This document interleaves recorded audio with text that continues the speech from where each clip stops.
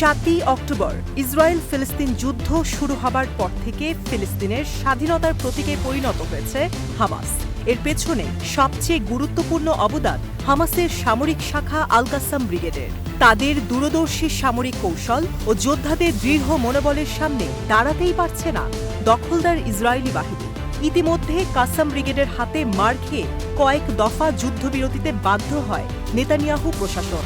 এই যুদ্ধে কাসাম ব্রিগেডের হাতে বহু সেনা ও কোটি কোটি ডলারের অত্যাধুনিক ট্যাঙ্ক হারিয়েছে ইসরায়েল এবং হামাসের হাতে সেনা ও যুদ্ধ সরঞ্জাম খোয়ানোর ধারাবাহিকতা বজায় রেখেছে।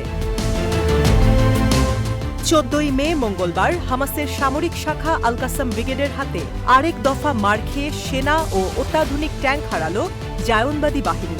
ক্ষুদ্র ক্ষুদ্র টেলিগ্রাম বার্তায় দিনব্যাপী ইসরায়েলি সেনাদের ওপর সামরিক অভিযান বর্ণনা করে বিবৃতি দিয়েছে আল কাসাম ব্রিগেড।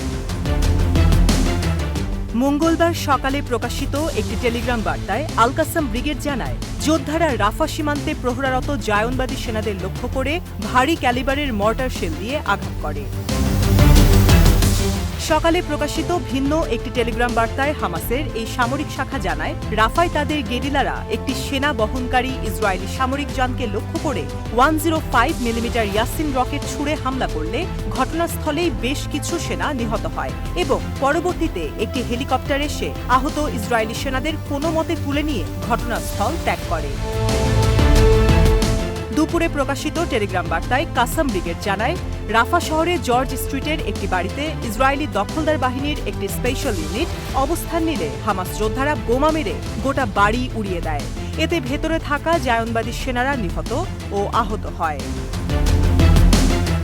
বিকেলে প্রকাশিত টেলিগ্রাম বার্তায় হামাসের সামরিক শাখা জানায়, রাফা শহরের পশ্চিমাঞ্চলে একটি টানেলে দখলদার বাহিনীর ইঞ্জিনিয়ারিং ইউনিটের সদস্যরা অনুপ্রবেশের চেষ্টা করার সময় হামাস যোদ্ধারা বোমা বিস্ফোরণ ঘটিয়ে টানেল উড়িয়ে দেয়। এতে বেশ কিছু জায়নবাদী নিহত ও আহত হয়। সন্ধ্যায় প্রকাশিত টেলিগ্রাম বার্তায় আল কাসাম ব্রিগেড জানায়, জাবালিয়ায় একটি জটিল সামরিক অভিযান পরিচালনাকালে কাসাম যোদ্ধারা 105 মিলিমিটার ইয়াসিন রকেট দিয়ে প্রথমে একটি মেরকাভা ট্যাঙ্ক উড়িয়ে দেয়। এরপর ঘটনার আকস্মিকতায় ট্যাঙ্কের পেছনে থাকা অপ্রস্তুত জায়নবাদী সেনাদের লক্ষ্য করে প্রতিরোধ যোদ্ধারা পয়েন্ট ব্ল্যাঙ্ক রেঞ্জ থেকে গুলি ছুড়লে ঘটনাস্থলে 7 দখলদার সেনার মৃত্যু হয়। রাতে প্রকাশিত টেলিগ্রাম বার্তায় হামাসের সামরিক শাখা জানায়, জাবালিয়া ক্যাম্পের স্কুল স্ট্রিটের একটি ভবনে অবস্থানরত জায়নবাদী সেনাদের লক্ষ্য করে অ্যান্টি পার্সোনেল শেল দিয়ে হামলা চালালে ভেতরে থাকা জায়নবাদী বেশ কিছু সেনা নিহত ও আহত হয়। দুটি মেরকাভা ট্যাঙ্কে করে দখলদার সেনাদের আরেকটি ইউনিট আহতদের উদ্ধারে এগিয়ে আসলে কাসাম যোদ্ধারা ইয়াসিন রকেট ও সোয়াত বিস্ফোরক ডিভাইস দিয়ে দুটি ট্যাঙ্কই উড়িয়ে দেয়।